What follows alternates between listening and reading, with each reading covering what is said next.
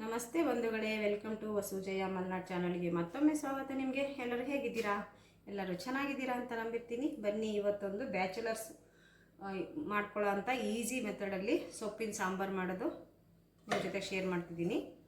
ನಾನೇನೇನು ತೊಗೊಂಡಿದ್ದೀನಿ ಅಂದರೆ, ಇಲ್ಲಿ ಹಸಿಮೆಣಸಿನ್ಕಾಯಿ ತೊಗೊಂಡಿದ್ದೀನಿ ಖಾರಕ್ಕೆ. ಹಸಿಮೆಣಸಿನ್ಕಾಯಿ ಬೇಡ ಅಂದರೆ ನೀವು ಖಾರದ ಪುಡಿ ಅಥವಾ ಮಸಾಲೆ ಪುಡಿ ಹಾಕ್ಕೋಬೋದು.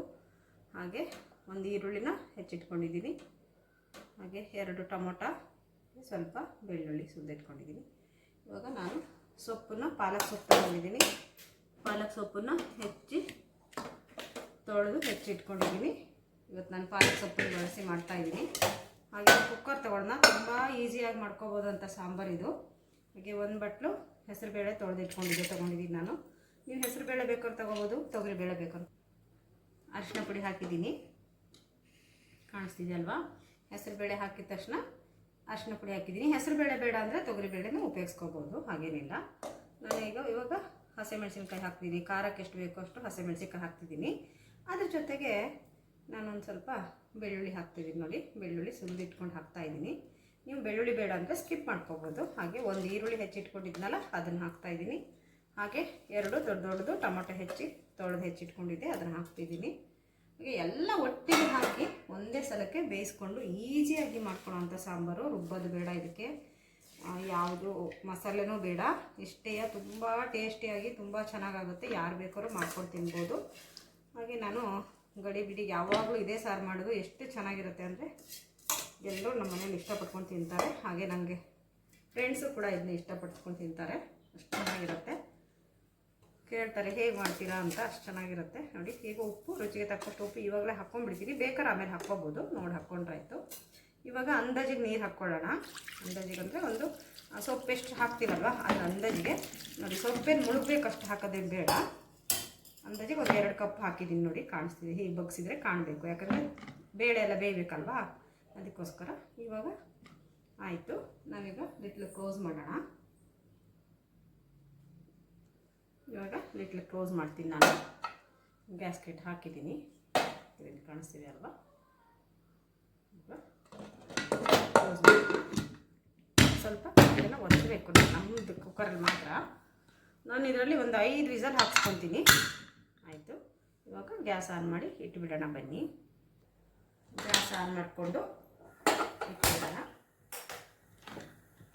ಕುಕ್ಕರ್ನ ಇಟ್ಬಿಟ್ರೆ ನೋಡಿ, 6 ವಿಸಲ್ ಬರೆಸ್ಬೇಕು. 6 ವಿಸಲ್ ಹಾಕ್ಸ್ಕೋಬೇಕು, ಅವಾಗ ಚೆನ್ನಾಗಿರುತ್ತೆ. ನೋಡಿ, ತೋರಿಸ್ತೀನಿ ಆಮೇಲೆ. ನೋಡಿ, ಆಗಿದೆ,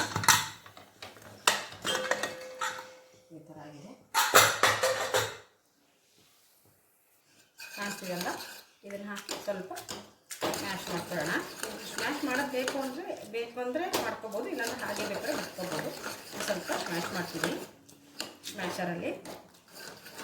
ಈಗ ಬೇರೆ ಕಡೆ ತಿರ್ಸಿದ್ರೆ ಚೆನ್ನಾಗಿ ತಿರ್ಸಿಬಿಟ್ರೆ ಸ್ಮ್ಯಾಶ್ ಆಗಿಬಿಡುತ್ತೆ.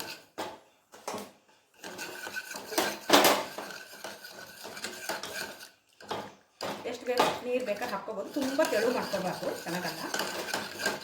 ಸಖತ್ತಾಗಿರುತ್ತೆ. ಮುದ್ದೆಗೆ, ಅನ್ನಕ್ಕೆ, ಚಪಾತಿಗೆ, ರೊಟ್ಟಿಗೆ ಎಲ್ಲದಕ್ಕೂ ಚೆನ್ನಾಗಿರುತ್ತೆ ನೋಡಿ ಈ ಥರ. ಇವಾಗ ನಾವು ಗ್ಯಾಸ್ ಆನ್ ಮಾಡಿಕೊಂಡು ಒಂದು ಒಗ್ಗರಣೆ ಕೊಟ್ಕೊಳ್ಳೋಣ. ಸಿಂಪಲ್ಲಾಗಿ ಒಂದು ಒಗ್ಗರಣೆ ಕೊಟ್ಕೊಳ್ಳೋಣ, ಆಯಿತಾ? ಪಟ್ಟ ಅಂತ ಒಂದು ಒಗ್ಗರಣೆ ಕೊಟ್ಕೊಂಡ್ಬಿಡೋಣ. ಗ್ಯಾಸ್ ಹಾಕಿದ್ರೆ ಒಂದು ಪಾತ್ರೆ ಇಟ್ಟಿದ್ದೀನಿ. ಸ್ವಲ್ಪ ಆಯಿಲ್ ಹಾಕ್ಕೊಳ್ಳೋಣ. ಹಾಕ್ಕೊಂಡು ಆಯಿಲ್ ಕಾದಿದ ತಕ್ಷಣ ನಾನೇನು ಮಾಡ್ತೀನಿ ಅಂದರೆ, ಬೆಳ್ಳುಳ್ಳಿನ ನೋಡಿ ಸುಲಿದು ಜಜ್ಜಿಟ್ಕೊಂಡಿದ್ದೀನಿ. ಬೆಳ್ಳುಳ್ಳಿ ಬೇಡ ಅಂದರೆ ನೀವು ಇಲ್ಲಿ ಸ್ಕಿಪ್ ಮಾಡಿಕೊಂಡು ಅದಕ್ಕೆ ಹಿಂಗೆ ಹಾಕ್ಕೊಬೋದು. ನಾನು ಸ್ವಲ್ಪ ಸಾಸಿವೆ ಹಾಕಿದ್ದೀನಿ. ಕಾಣಿಸ್ತಿದೆ ನಿಮಗೆ ಒಗ್ಗರಣೆ ಹಾಕಿದ್ದು? ಕಾಣಿಸ್ತಿದೆ ಅನ್ಸುತ್ತಲ್ವ? ಇಷ್ಟೇ, ಬೇರೇನಿಲ್ಲ, ಇಷ್ಟೇ. ಇದಕ್ಕೆ ನೀರು ಬೇಕಾದ್ರೆ ಆ್ಯಡ್ ಮಾಡ್ಕೋಬೋದು.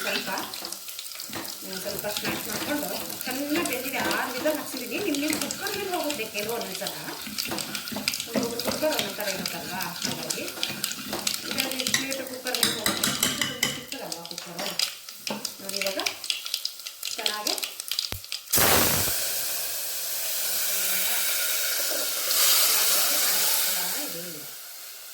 ಇವಾಗ ಉಪ್ಪು ಖಾರ ಹಾಕ್ಕೊಂಡು, ಏನು ಕುದು ಬರಬೇಕಂತೇನಿಲ್ಲ, ಇದು ಇಷ್ಟೇ ಆಯಿತು.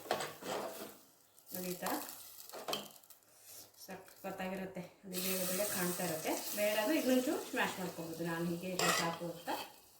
ನನಗೆ ಉಪ್ಪು ಖಾರ ಎಲ್ಲ ಕರೆಕ್ಟಾಗಿದೆ. ಅನ್ನಕ್ಕೆ ಬಿಸಿ ಬಿಸಿ ಅನ್ನಕ್ಕೆ ತುಪ್ಪ ಜೊತೆಗೆ, ತುಪ್ಪ ಇಲ್ಲ ಅಂದರೂ ಹಾಗೇನೂ ಚೆನ್ನಾಗಿರುತ್ತೆ, ಸೂಪರಾಗಿರುತ್ತೆ. ಓಕೆ, ಯಾರೆಲ್ಲ ನನ್ನ ಚಾನಲ್ ಸಬ್ಸ್ಕ್ರೈಬ್ ಮಾಡದೆ ನೋಡ್ತಿದ್ದೀರಾ ಪ್ಲೀಸ್ ಸಬ್ಸ್ಕ್ರೈಬ್ ಮಾಡ್ಕೊಂಡು ನೋಡಿ. ಬೆಲ್ಲೈಕನ್ ಒತ್ತಿ ಸೈಡಿಗಿರೋದು. ನಾನು ಹಾಕುವಂಥ ಪ್ರತಿಯೊಂದು ವೀಡಿಯೋನು ನೋಟಿಫಿಕೇಷನ್ ನಿಮಗೆ ಬರುತ್ತೆ. ಬನ್ನಿ ಊಟ ಮಾಡೋಣ ಈಗ ಬಿಸಿ ಬಿಸಿ ಅನ್ನಕ್ಕೆ.